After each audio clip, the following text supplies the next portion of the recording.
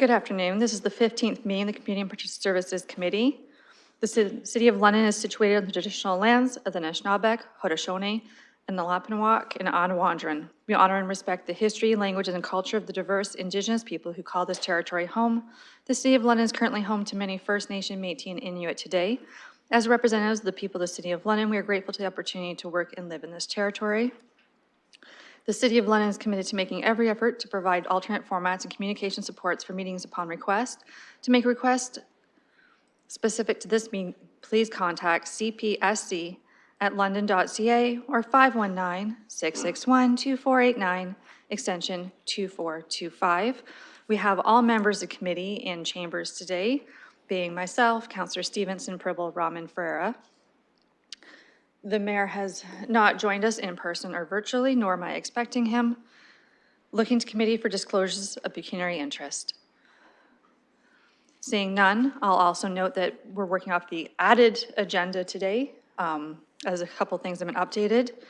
On the consent items, we have 2.1 through to 2.3.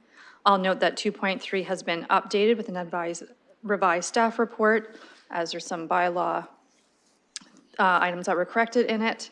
And I've been asked to pull item 2.3. So looking to put items 2.1 and 2.2 on the floor, I need a mover and a seconder. Moved by Councillor Ferreira, seconded by Councillor Stevenson. Looking to see if there's a speakers list on items 2.1 and 2.2 only. I'll start with Councillor Stevenson and then Councillor Pribble. Thank you, and through the chair, I just had a question around the Lennon Golf Course 2.2. And I was just wondering, the budget was 150,000, and now the request is another 1.6 million for what looks to be clubhouse repairs and upgrades. And I just wondered, I guess I just was expected that to be a well-planned in advance kind of thing. So I just wondered why it was coming now versus at budget time. Thank you. I'll put this question to Ms. Smith, and recognizing that the committee is new, if you want to do a little bit of a background too of Golf Pays for Golf and how it works and what we see at budget time too, take that opportunity. So thank you, and through the chair, I'll start and then I'll turn it to Mr. McGonigal, who's probably knows much more about this subject than I do.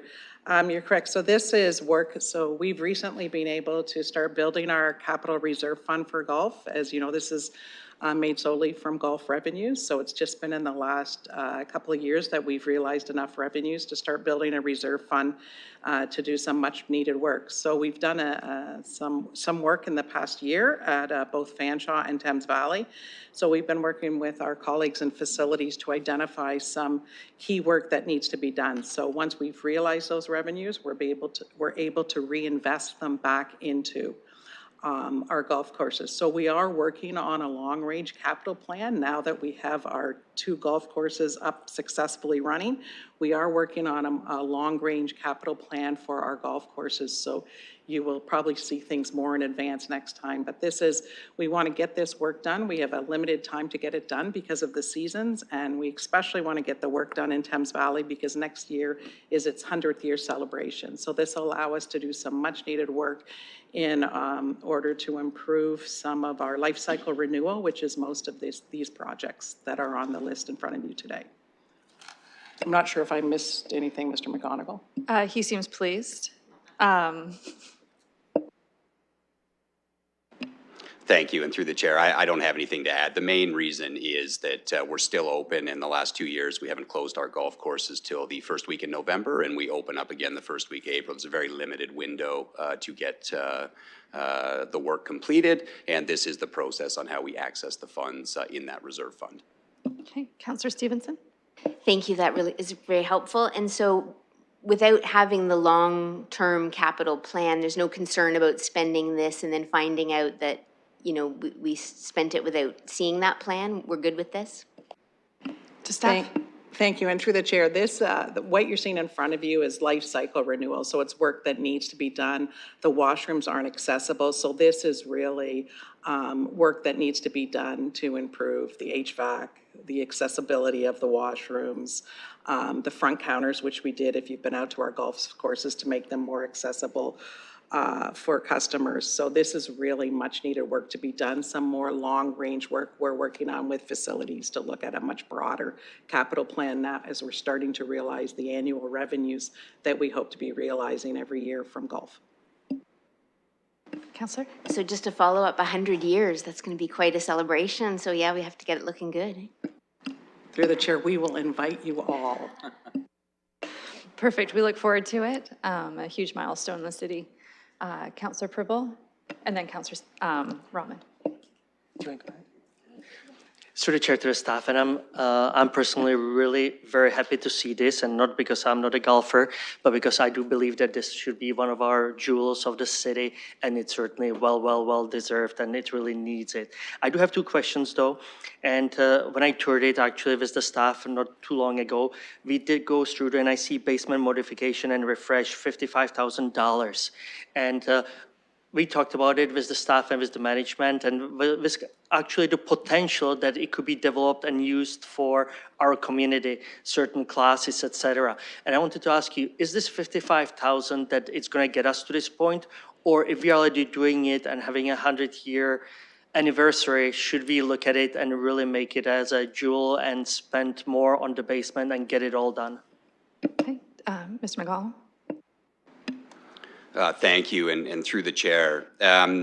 I think it's a great point. It is on our radar. Our ultimate intention with these facilities is to make them multi-purpose in nature, and we have some examples of running winter programs like snowshoeing on Thames Valley Golf Course last winter, and we'll continue to expand on that.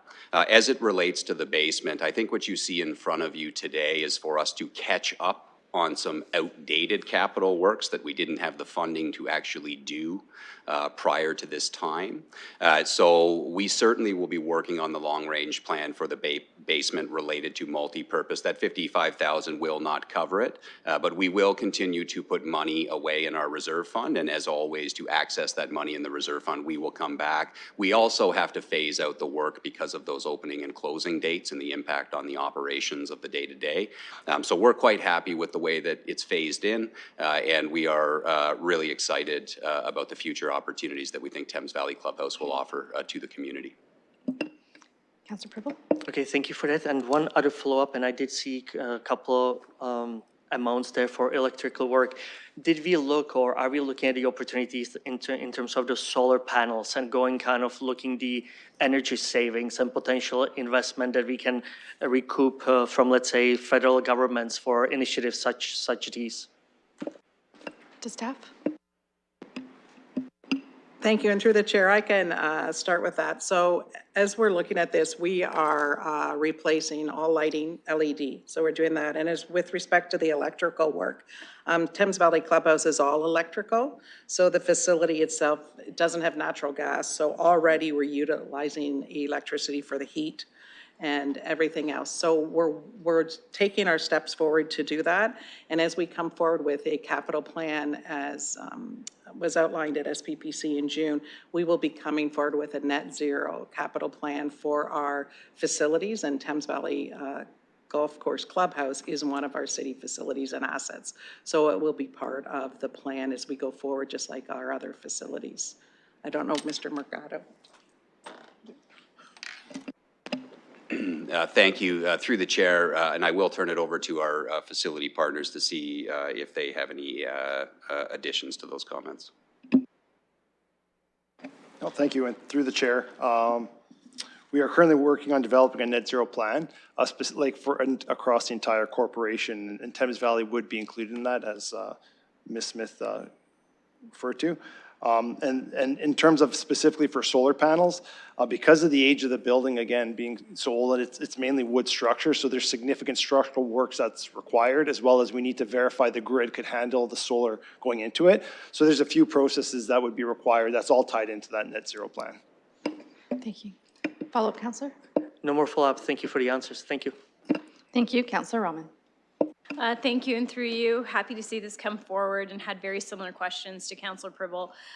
Just wanted to point out one thing, and that is the linkage to the corporate strategic plan and specifically to 3.2 in London's infrastructure and systems are built, maintained, and operated to meet the long-term needs of the community.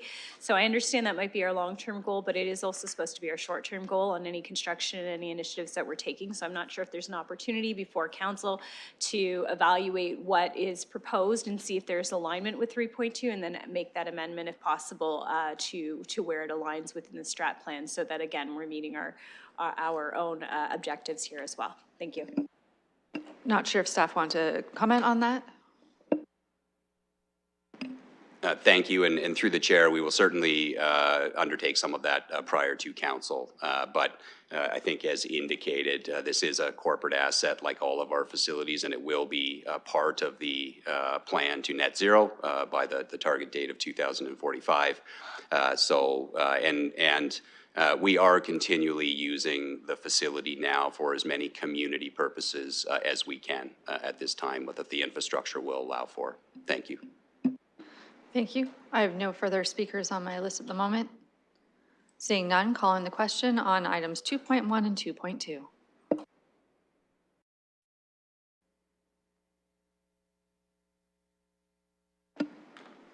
Closing the vote, the motion carries 5-0. Thank you. Item 2.3 being the Canada-Ontario Community Housing Initiative and Ontario Priorities Housing Initiative approval of Ontario Transfer Payment Agreement, the revised staff report. Looking for a mover and a seconder to get this one on the floor. Councillor Ferreira, seconded by Councillor Stevenson. I'll just start with Mr. Felberg. If you want just a high level of what's different from the original report versus revised, and then we can start a councillor's speakers list. Certainly, and to you, Madam Chair, essentially what we're doing, we're just updating some of the delegations within the bylaw to match the recommendation. So the revised report is actually just matching the bylaw at the end of the report. Thank you. We always appreciate when bylaws match what we're doing. Councillor Stevenson, did you want to start the speakers list as you had requested it pulled? Sure, thank you. I just have questions about this so I can understand it all a little bit more. I noticed that there was a substantial increase in funding for the Kochi portion, and I just wondered if you could just fill us in on that. Okay, Mr. Felberg? Certainly, and through you, Madam Chair. So there's a program through the that comes from the federal government through the provincial government called Gazette funding, and the Kochi portion of that is actually ramping up as the Gazette funding transitions down over time. The Gazette funding is actually used to offset the mortgage subsidies for our social housing providers. And so Kochi is actually being brought in to offset that reduction. And then we use that, the portion of the Kochi to offset any of the capital repairs that might be required in the social housing. Councillor, a follow-up? No, I could ask if anyone else is on the speakers list. Yeah, no, I do. I was just. Okay. That was I will ask that them was a if there's anyone mouthful, else on the all of that. And then it talks about on page 11 of the original version anyway, accepting the liability exposure is required to gain the greater benefit of the funding. Is this something new or is this something that's always been a part of this transfer agreement? Mr. Felberg? Yeah, through you, Madam Chair. Typically, most of the agreements are pretty standard. They don't change much from year to year. So I would suggest that that is generally something we're expecting to see. Both legal and risk have reviewed it and are comfortable with what's in there. I'll also add that it tends to be a standard clause in most of the stuff that we see across different committees. On page 12, where it talks about the new development and repair, and I noticed that on page 15, the plan is to spend most of the 4 million on repairs. In that list, it mentions water issues. I wondered, I've heard a lot of concerns about the water problems in some of our social housing building, and I just wondered if that 4 million in repairs might be tackling some new water facilities, specifically for 202 McNay is what I'm asking, but I just wondered how specific you get in this, if it's just repairs or if there's a plan. Mr. Felberg? Through you, Madam Chair. So every year, starting in April, we actually open up a capital improvement program to all of our social housing providers. So for this year, actually, what we're looking to do is open that up a little bit sooner. So we're going to be starting off out in January. We need to start communicating with the providers on that as well. But what happens is those folks will come forward with their plans and their proposals for capital improvements. So it's really driven by the social housing providers themselves. If they're having water problems, I'm assuming you're talking about wet basements or potentially leaks in roofs and things like that. Obviously, those are things that we want to address very quickly, and we want in order to maintain a sustainable building into the future. But again, it's really driven by the social housing provider and what it is they feel their needs are. Counselor? Thank you. It was actually water, like the water's turned off almost every week for repairs. So I guess the request from some of the tenants is, are they ever going to fix this so that it'll be fixed and we won't be undergoing constant hot water loss and water shutdowns? To staff? Through you, Madam Chair. Actually, serendipitously, I guess, I sent a note out to our Director of Water Wastewater earlier today, looking to see if there are any opportunities for us to work on conservation programs with some of the social housing providers. So this could be something that we work with our water operations, water engineering folks, see if there's any opportunities for us to work inside the buildings and make some of those improvements. Counselor? Okay, great, because anything, any news I can share along that way would be well received. The other question is, when you say social housing providers, who are those? Because I thought it was all run by us under the LMCH, so are there other providers as well? Okay. Mr. Felberg? Through you, Madam Chair. So there are 64 social housing providers in London, one of them being LMCH. The other 63 are the nonprofits that we work with on a regular basis. LMCH has about half of the units within the city, and the other 3,500 or so are run by those 63 social housing providers. Counselor? Last question, I guess, then, is in the recommendations, it talks about authorizing the approval and execution of the amendments and the investment plans. Is that something that happens standard every year, or is this something new where we would be delegating that authorization, or is that something that's been ongoing? Mr. Felberg? Through you, Madam Chair. As I understand, it's been ongoing, and it certainly speeds things up for us on an administrative side, especially in order for us to get the funds out to those providers. It also allows us to be a little bit more nimble in how we manage it within our own financial management reserve funds and all those other things. One more, if that's okay. That the plan, once that's approved, and you've got the list of projects, does that come to council as a report to be received, or is that something we have to request? Mr. Felberg? Through you, Madam Chair. Typically, we don't bring it to council. That is something I suppose we could report out on. It would be another report that would be adding to the workload for staff. I will say that there is quite a bit of work going on right now within the housing space. So if there's a way for us to align with other reports, happy to do that, and happy to come back to council. Okay. Councillor Purble? Thank you, through the chair, to the staff. In terms of this program and us being the service selected as a service manager, through these programs, do we have kind of flexibility, some to have power to change certain things within these, or is it really through the, let's say, provincial guides, through the guidelines from above, that we are very strict to deliver these funds, this funding, or do we have any flexibility if we see that there is more need here or there? Do we have flexibility or not at all? Mr. Felberg? Through you, Madam Chair. We do have some flexibility within the rules of the different programs. So just reading off a list, we can develop an application process for COCHI and OFI, for example. We can work on selecting and recommending the different projects that we can be working on. So there are some things that we can do, but we do have to stay within that box that's been created by the province. Councillor Purble? Thank you. No more questions. Okay, looking for any further speakers on 2.3 before we call the question? Councillor Stevenson? Thank you. I've got one. It's not really related to this, but just as I think it's October and I'm looking at you and we're talking about housing, the software program issue, we were going to get a report back this month. Is that on track? I will note that for the next committee cycle, our deferred matters list of what's coming when. The clerk, thank you, it was confirmed that that is being revised right now. In our next committee cycle, we will see that full list in that report, so that is coming. So 2.3, further questions, comments? Okay, seeing none, calling the questions on 2.3.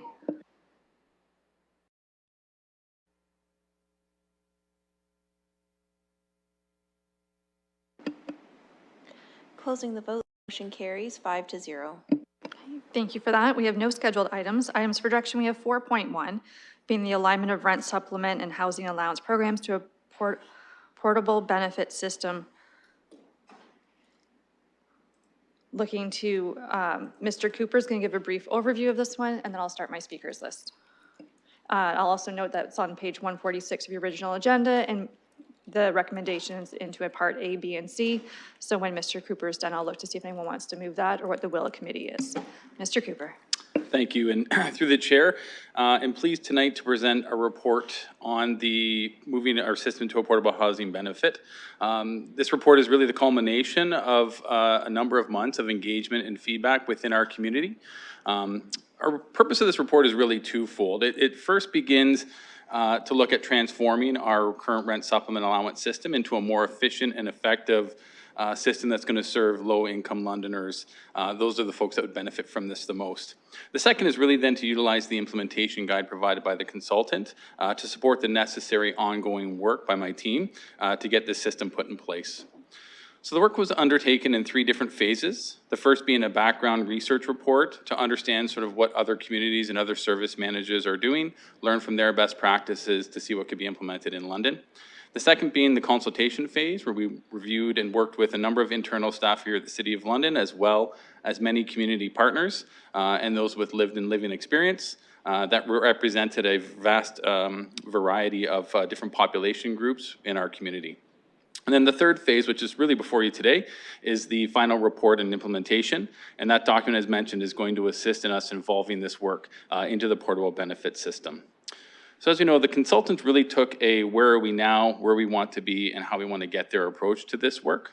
So some of the key highlights really are looking to identify the 4 main programs that offer a range of supplement types and working them into a more portable benefit with a unit-based supplement for supportive housing units. Many of our current supplements have different intake methods, different rental calculations, and are really difficult for many of those folks who are applying to kind of understand and navigate the process, and we really want to simplify it with this work. In order to kind of get to where we want to be, we're really identified 8 success criteria, and those really focused on creating a system that emphasizes implementation in a consistent, fair, and stable program. But it also identifies the needs of that program to be simple and easy to navigate, to provide more flexibility and choice, be adaptable while responding to the needs of recipients, all while working to try and reduce the number of individuals on our city's social housing wait list. So we have 19 recommended actions that are being put forward through this report this evening, and our team is really working to implement those over the next coming years with annual reports to committee and council for updates. So my team and I are here and available to answer any questions should you have any. Thank you. Looking to committee to see if there's any desire to put the recommended motion on the floor. Is that a mover? Moved by Councillor Stevenson, seconded by Councillor Rahman, and I will commence my speakers list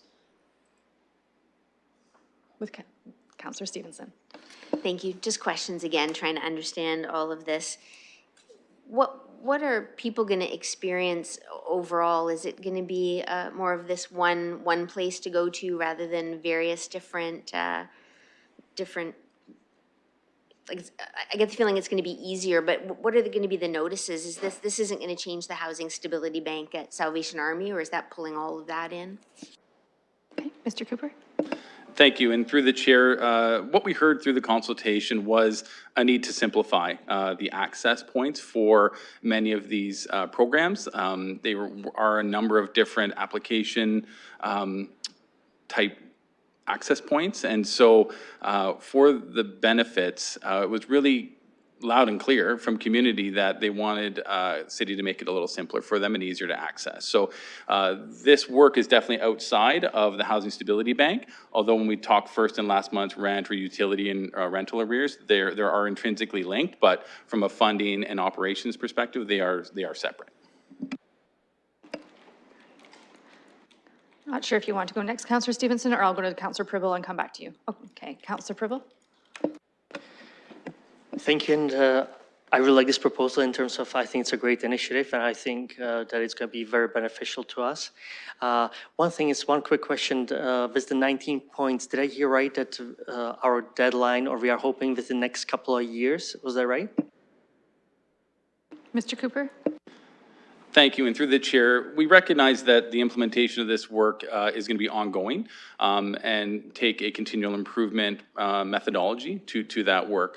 Many of the items in the report tonight are direct from the recommendations, and so we're happy to bring that part of that next year's annual report, a status update on where we're at with implementing those 19 recommendations.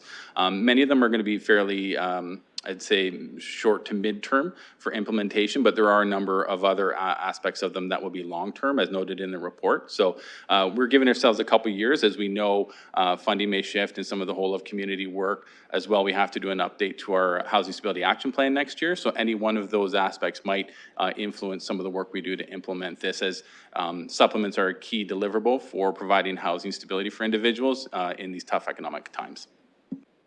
Councillor Pribble? Thank you very much. One more question. Did we ever look let's look at the big picture. Did we ever do cost-benefit analysis in terms of people actually, because we are spending a lot of money for various, winter encampments, winter response, etc.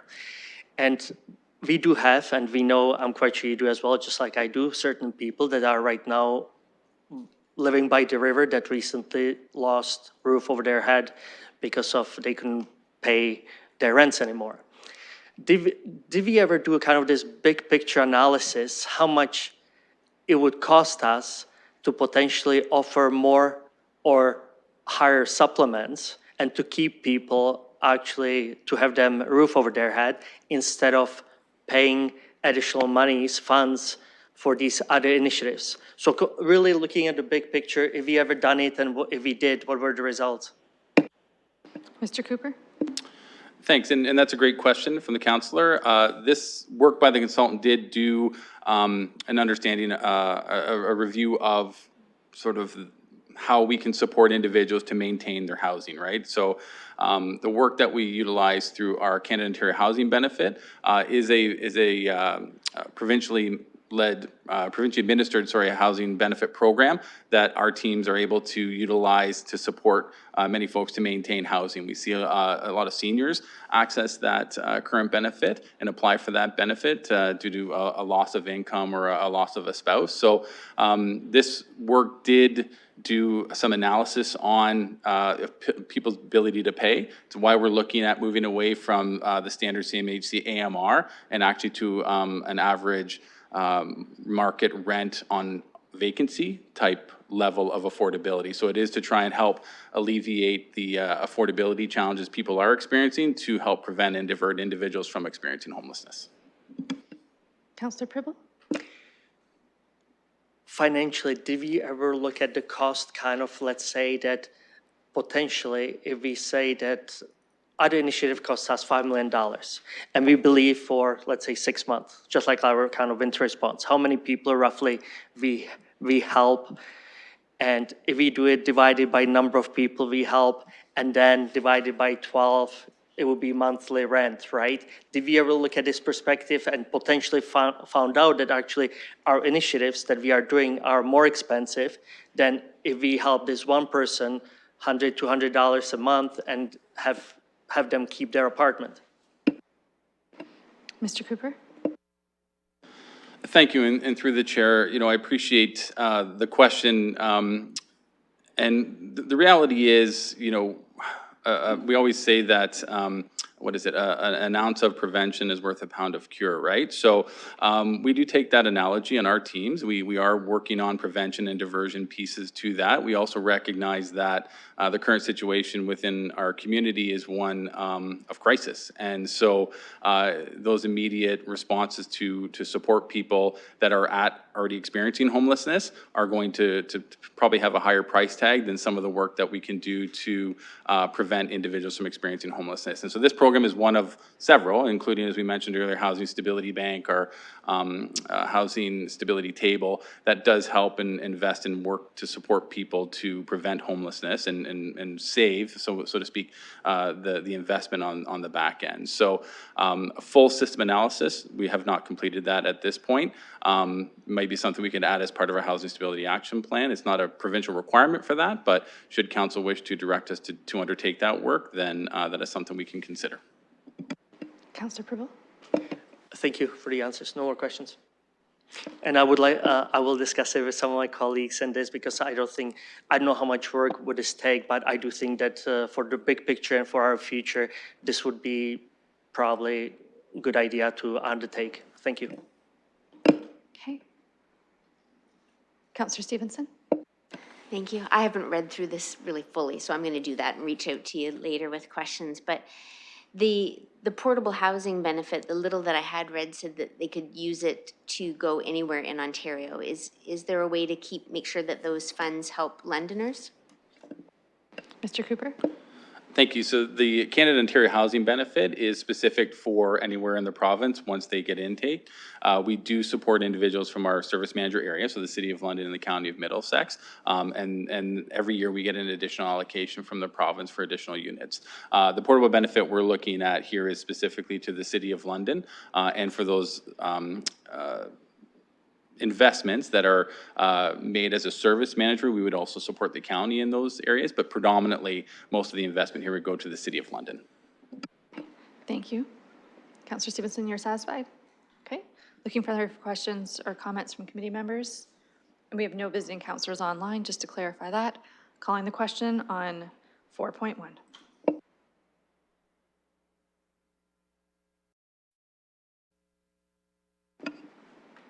Closing the vote, the motion carries 5-0.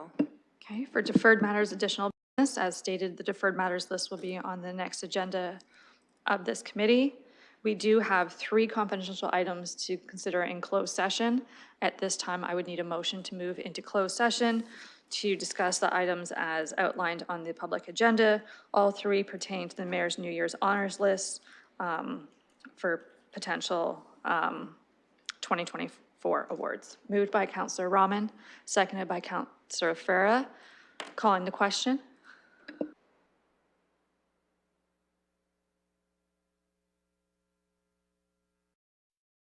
We're staying put in council chambers, and anyone else will take their leave.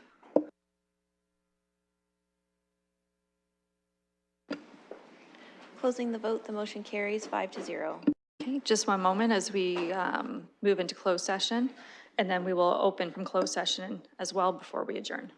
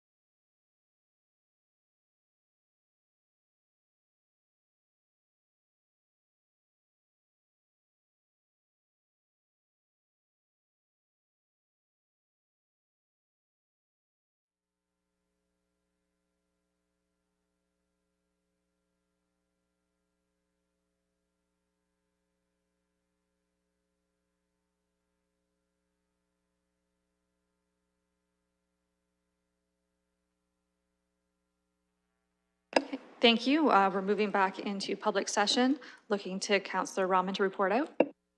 Thank you, and through you, I'd like to report that progress was made on the items that we went in camera for. Thank you for that. That moves us on to our final item of the agenda, which is adjournment. Looking for a motion to adjourn. Moved by Councillor Stevenson, seconded by Councillor Rahman. A hand vote of all in favor of adjournment. Okay, that's carried unanimously. Thank you very much and have a lovely evening.